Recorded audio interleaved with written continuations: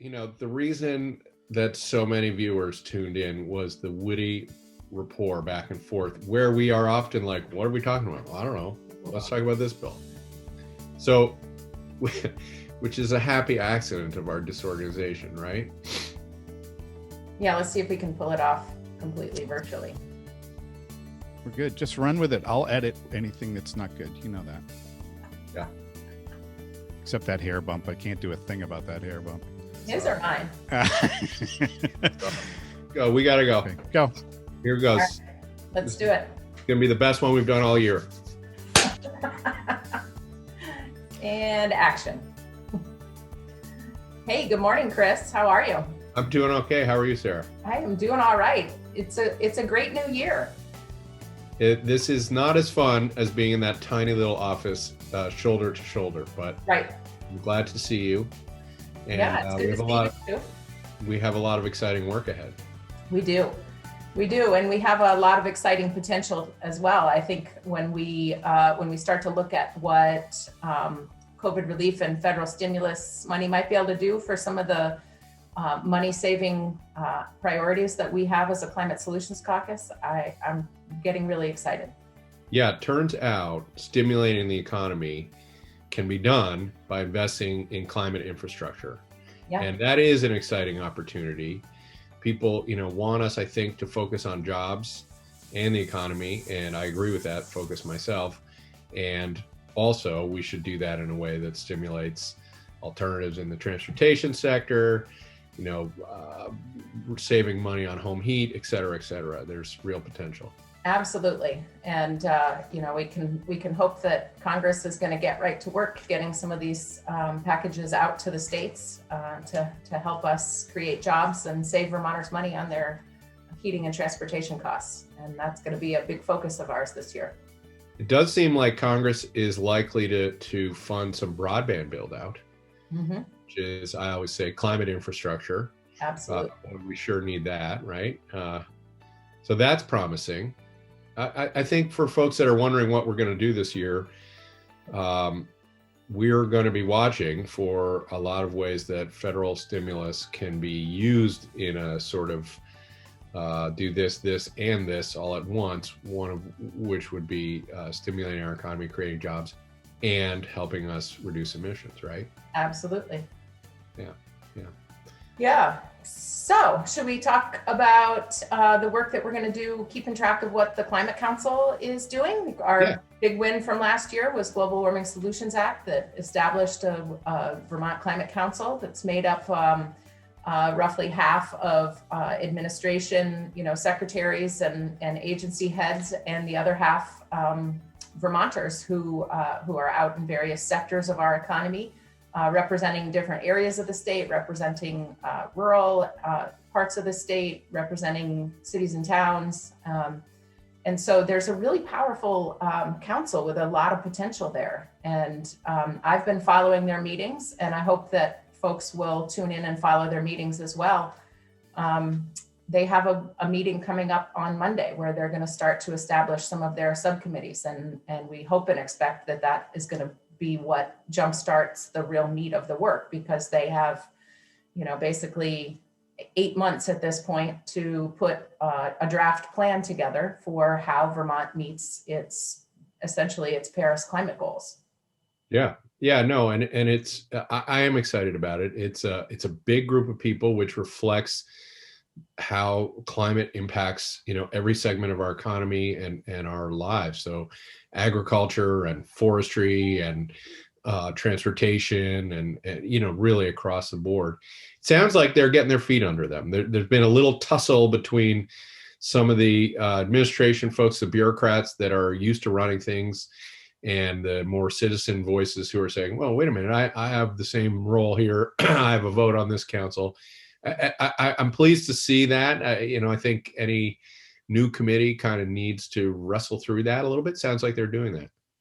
Yeah. And, I hope that as they either volunteer or assign each other to these subcommittees, that they really will start to harness some of the expertise that they have and really dive in deep. It's going to be important to me, and I know it is to you as well, that we make sure that the Climate Council is engaging with Vermonters, and that Vermonters know how to access what they're doing and the work that they're doing. So I've been listening in every week or every time they meet.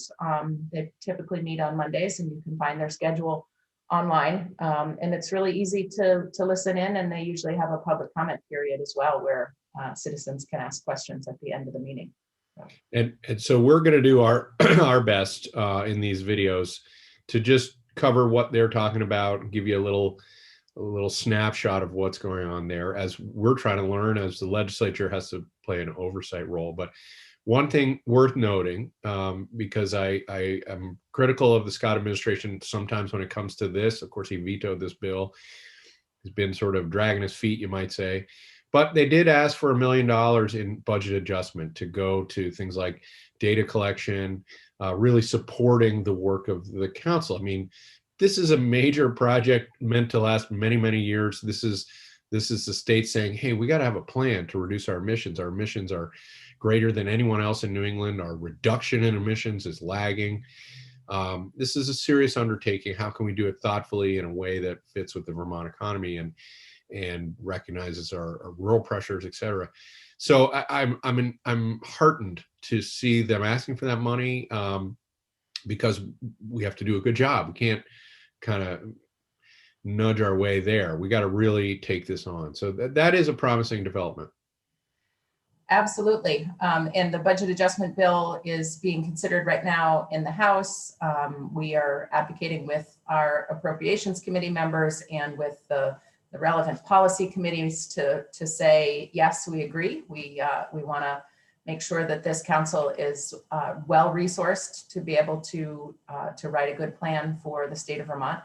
And so I would say within a week, we should know whether that money has been approved by the House, and then it'll be off to you in the Senate. And you guys can do your consideration. So a few steps along the way, but it's an exciting development, and we'll keep you up to date and informed about what's going on with the council.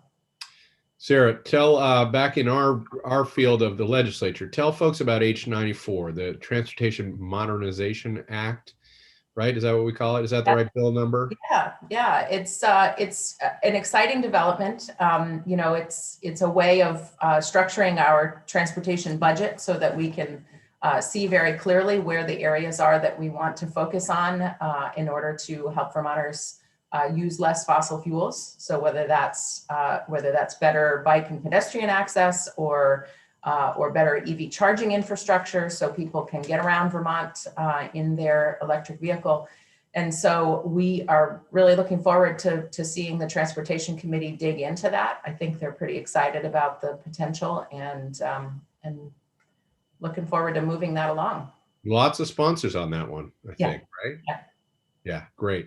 You know, it is important for us to build out the electric vehicle infrastructure.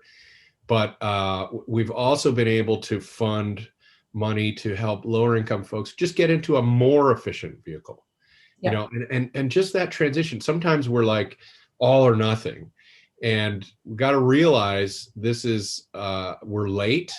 It's an urgent battle, but we also don't have to just go for perfection. We can move in the right direction, and that's meaningful. That's really meaningful. Do you think I have this simple goal that at every exit of the highway, we'll have a park and ride? I think we can get there. Like that's the kind of thing that maybe we could talk about in this transportation modernization, right? Right, yeah. Not rocket science, park and rides. Yeah, 2 people in one vehicle cuts the emission in half. Not during COVID. It's not a good idea, probably. We've seen them we've seen them not be utilized, which is heartening in the sense of public health. But once we get through the pandemic, we need park and rides. Very, very straightforward. Yeah. Over in the Senate, doesn't have a bill number yet, but it's coming, is something we're calling, I guess, weatherization for all, right? One of the best ways to stimulate the economy, to help Vermonters save money on their fuel, is to weatherize our home. And that's not like wildly, I mean, it's well understood. Our buildings are second highest source of emissions. But it's been tricky because it's hard to finance. And the idea is not necessarily for a lot of state money to go into this project. We do spend some money on low-income weatherization, but to create an infrastructure where federal dollars could come in, where maybe even community-raised bonds could come in, where the utilities could help people, maybe with an on-bill financing. We're exploring all of these things, but the idea is to really ratchet up the effort and commit to weatherizing a whole lot of more homes and saving people money. And these are good jobs. And you can't, nobody in Mexico you can't outsource these. You can't have somebody in China weatherize your home. It's somebody local. And so I'm really heartened by that. It's actually been spearheaded by Senator Bray, who's the relevant chair, Chris Bray from Addison, and Neil Lunderville, who's CEO of Vermont Gas. Now, that's an interesting pairing. Yeah. So I'm hopeful for that, to get some legs and at least set up some infrastructure, whether or not maybe some federal stimulus dollars could go in there. But that's another thing we're going to be watching closely. And what else do we need to tell people about? I think we've got a couple other bill priorities, and let's leave this as a teaser that we'll come back next week and talk about a couple of other bill priorities that the Climate Solutions Caucus is going to be putting its weight behind.